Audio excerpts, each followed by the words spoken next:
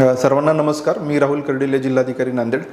आपल्याला सगळ्यांना माहिती आहे की पेट्रोल आणि डिझेल याचा तुटवडा नसतानाही अशी अफवा पसरवल्यामुळं पेट्रोल पंपांवर खूप मोठ्या प्रमाणावर गर्दी होती आणि आपल्या ज्या डेली आवक आहे त्याच्या 2 पट 2.5 पट पेट्रोल पंपांवर अतिरिक्त ताण येतो आहे. त्यामुळं साहजिकच लोकांमध्ये घबराट होते.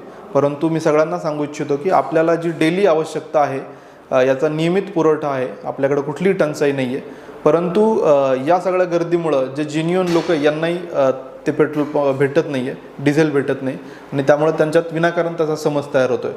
माझं सर्व नांदेडकरांना आव्हान आहे की कृपया आपण अनावश्यक पद्धतीने खरेदी करू नये.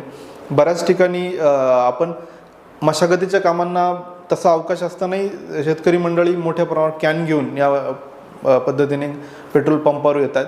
तर हे पण आम्ही पेट्रोल पंप चालकांना आवाहन केलं की कुठल्याही वेगळी किंवा सुट्या पद्धतीने कॅनमध्ये अशी कुठलीही विक्री आपण करू नये. तर हे आवाहन केल्यानंतरही काही ठिकाणी आम्हाला असं लक्षात आलं की अजूनही ती गर्दी आहे.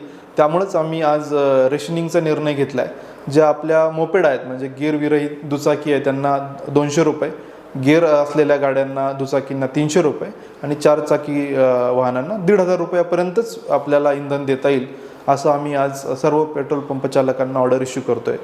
आणि परत एकदा आवाहन करतो की कृपया आपण आपलं जे नॉर्मली आपण ज्या पद्धतीने वागतात त्याच पद्धतीने आपलं सुरळीत ठेवा. आपल्याकडं पुरेसा साठा आहे, पुरेशी आवक आहे. फक्त ती प्रचंड अतिरिक्त डिमांड विनाकारण निर्माण झाल्याने अशा प्रकारचं पॅनिक तयार होतं आहे. ते कृपया आपण टाळावं. धन्यवाद.